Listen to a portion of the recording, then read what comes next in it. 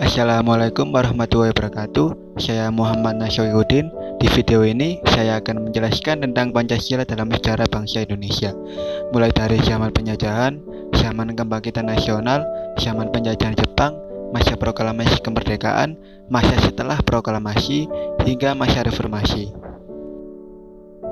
Yang pertama yaitu Pancasila pada zaman penjajahan.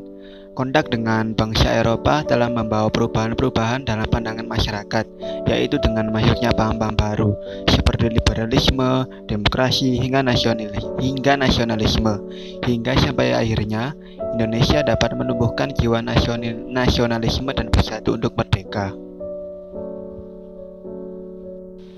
Nilai-nilai Pancasila pada saat zaman penjajahan Belanda berupa perlawanan oleh rakyat di berbagai wilayah Nusantara sebagai akibat dari praktik-praktik Belanda yang dirasa membuat penderitaan bagi rakyat Indonesia. Berikutnya, yang kedua adalah Pancasila pada zaman kebangkitan nasional. Pada permulaan abad ke-20 dan selanjutnya, bergeraklah golongan kaum intelektual Indonesia yang kini menjadi juru bicara dan pengemban amanat penderitaan rakyatnya. Rakyat dengan sekuat tenaga menempa persatuan nasional dengan mengubah cara melawan penjajah, yakni dengan membangkitkan kesadaran bangsa Indonesia akan pentingnya bernegara. Hanya dengan kemerdekaan, kemakmuran bangsa dapat diwujudkan. Nah, hal ini diwujudkan dengan didirikannya berbagai organisasi politik, sosial, dan pendidikan demi tercapainya kebebasan bangsa. Dipelopori oleh Budi Utomo pada tanggal 20 Mei 1908, mereka yang bergabung dalam organisasi ini mulai merintis jalan baru ke arah tercapainya cita-cita perjuangan bangsa Indonesia. Kemudian muncul Serikat Dagang Islam pada tahun 1909 yang bentuknya berubah menjadi pergerakan politik dengan nama Serikat Islam pada tahun 1911 yang dipimpin oleh Cokro Aminoto.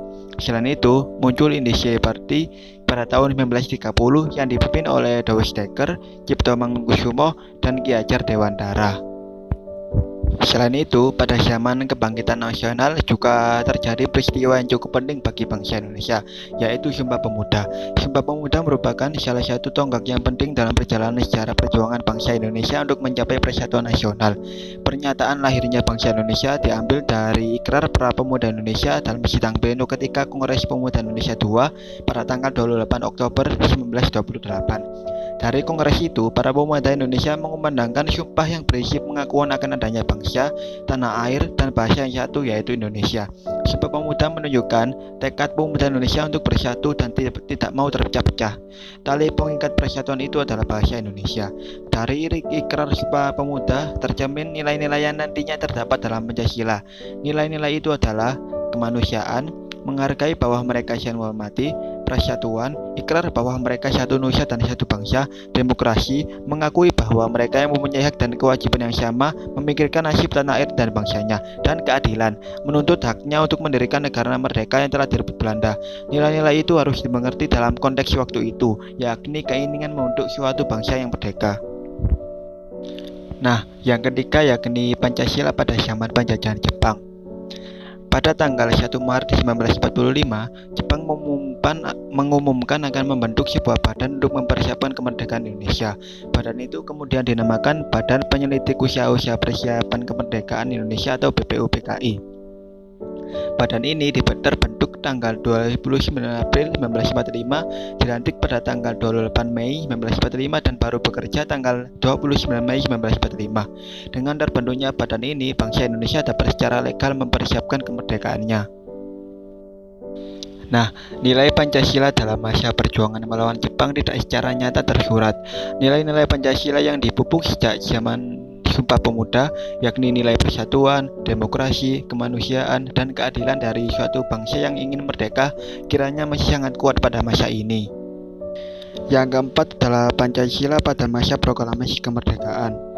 Ada dua proses peristiwa yang terjadi pada masa proklamasi kemerdekaan. Yang pertama yaitu proses perumusan Pancasila dan UUD 1945, sidang BPUPKI. Pada tanggal 29 Mei 1945, BPUPKI mengadakan sidang yang pertama untuk merumuskan syarat-syarat yang harus dipenuhi sebagai negara merdeka. Dalam sidang itu, beberapa tokoh mengemukakan pendapatnya. Tokoh-tokoh yang berbicara dalam sidang itu adalah Muhammad Yamin dan Insinyur Soekarno. Tokoh pertama yaitu Muhammad Yamin.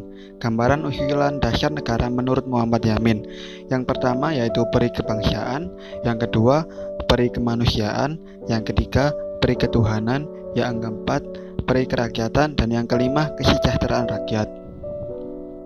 Tokoh yang kedua yakni Insinyur Soekarno. Dalam pidatonya 1 Juni 1945 yang disampaikan secara lisan, mengusulkan dasar negara yang terdiri atas 5 prinsip berikut, yaitu 1. Nasionalisme, 2. Internasionalisme, 3. Mufakat, 4. Kesejahteraan sosial, dan 5. Ketuhanan yang Maha Esa. Adapun juga Piagam Jakarta pada tanggal 22 Juni 1945. Piagam Jakarta merupakan hasil pembahasan 9 tokoh tentang pidato dan usulan mengenai dasar negara yang sudah dikemukakan dalam sidang BWPKI. Dalam Piagam Jakarta ini, Pancasila dirumuskan sebagai berikut. 1. Ketuhanan dan kewajiban menjalankan syariat Islam bagi pemeluk-pemeluknya. 2. Kemanusiaan yang adil dan beradab. 3. Persatuan Indonesia. 4. Kerakyatan yang dipimpin oleh hikmat kebijaksanaan dalam permusyawaratan perwakilan, dan 5. Keadilan sosial bagi seluruh rakyat Indonesia. Adapun proses peristiwa yang kedua yaitu proses pengesahan Pancasila sebagai dasar negara dan UUD 1945. Pada tanggal 18 Agustus 1945, PPKI mengadakan sidang yang pertama. Sebelum sidang dimulai, para peserta sidang yang berjumlah 27 orang terlebih dahulu bermusyawarah membahas beberapa perubahan atas Piagam Jakarta, terutama dalam sila yang pertama.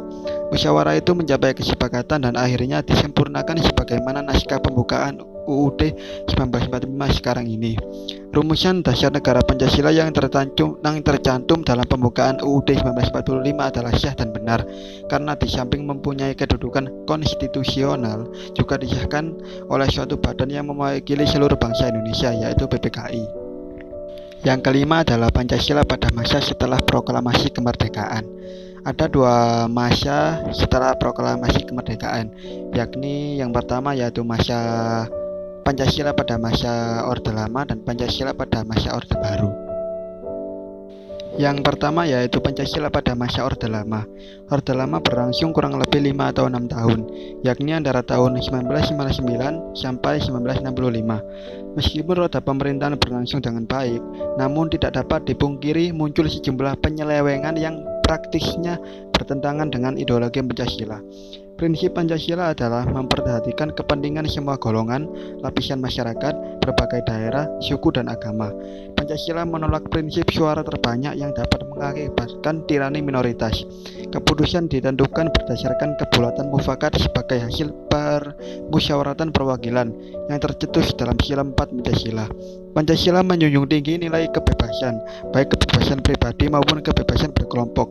Karena itu, paham Marxisme dan komunisme yang menekankan sosialisme meleburkan aspek pribadi manusia, yakni kebebasan. Hal ini bertentangan dengan sila kedua dan kelima Pancasila. Yang kedua yaitu Pancasila pada masa Orde Baru. Orde Baru adalah era pemerintahan pengganti pemerintahan Orde Lama. Masa pemerintahan Orde Baru adalah sejak 11 Maret 1966 hingga 12 Mei 1998. Pemerintahan Orde Lama melaksanakan Pancasila dan UUD 1945 dalam rangka revolusi Indonesia belum selesai dan tidak berjalan mulus. Sedangkan Orde Baru ditandai dengan suatu tatanan kehidupan masyarakat dan pemerintahan yang menuntut dilaksanakannya Pancasila dan UUD 1945 secara murni dan konsekuen. Pemerintah Orde Baru hendak menerapkan perumusan yang terdapat dalam Mukadimah UUD 1945 tentang Pancasila. Maka, pemerintahan Orde Baru mulai melakukan sosialisasi dengan suatu program P4, pedoman penghayatan dan pengamalan Pancasila. Tujuan dari program P4 adalah menjadikan Pancasila sebagai nilai, ideologi, dan falsafah bangsa. Tujuan ini sebenarnya baik, akan tetapi hal ini menjadi tidak bermakna karena tujuan itu dilakukan dengan cara memompakan suatu ideologi kepada seluruh rakyat. Rakyat diharapkan bertindak sesuai dengan Pancasila. Nilai-nilai dari keyakinan pribadi seperti agama malah dikesampingkan dan bahkan tidak diperkenankan. Yang terakhir yakni Pancasila pada masa reformasi. Berbekal semangat Pancasila, berbagai upaya pun dilakukan untuk memperbaiki kondisi bangsa di masa reformasi. Pengamalan sila ketiga Pancasila yakni Persatuan Indonesia sangat krusial untuk ketahanan Indonesia yang saat itu berada di jurang perpecahan. Contohnya, Presiden B.J. Habibie menerbitkan Inpres nomor 26/1998 yang membatalkan aturan-aturan diskriminatif terhadap komunitas Tionghoa. Inpres tersebut berisi penghentian penggunaan istilah pribumi dan non-pribumi dalam penyelenggaraan pemerintahan. Lalu Presiden keempat, Abdurrahman Wahid, mengembalikan hak warga Indonesia keturunan Tionghoa untuk melaksanakan ritual keagamaan secara terbuka. Sebelumnya, Presiden Soeharto mengeluarkan Inpres nomor 16/1967 tentang larangan agama, kepercayaan, dan adat istiadat Cina. Kini, Imlek dapat dirayakan secara terbuka dan menjadi hari libur nasional. Hal ini sekaligus menunjukkan pengamalan sila pertama Pancasila, yakni ketuhanan yang Maha Esa, yang salah satunya dapat diwujudkan dengan sikap menghormati pemeluk agama lain. Meski demikian, tantangan-tantangan akan selalu ada. Saat ini, dengan adanya media sosial, banyak orang yang memanfaatkannya untuk menghasut dan menimbulkan konflik. Selain itu, hingga kini kekuatan-kekuatan besar dunia tetap berusaha memperebutkan pengaruh ke negara-negara lainnya. Maka kita harus lebih kritis untuk mencegah penyusupan ideologi lain yang tidak sesuai dengan Pancasila.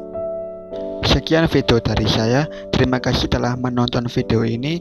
Mohon maaf jika ada kekurangan atau salah kata. Wassalamualaikum warahmatullahi wabarakatuh.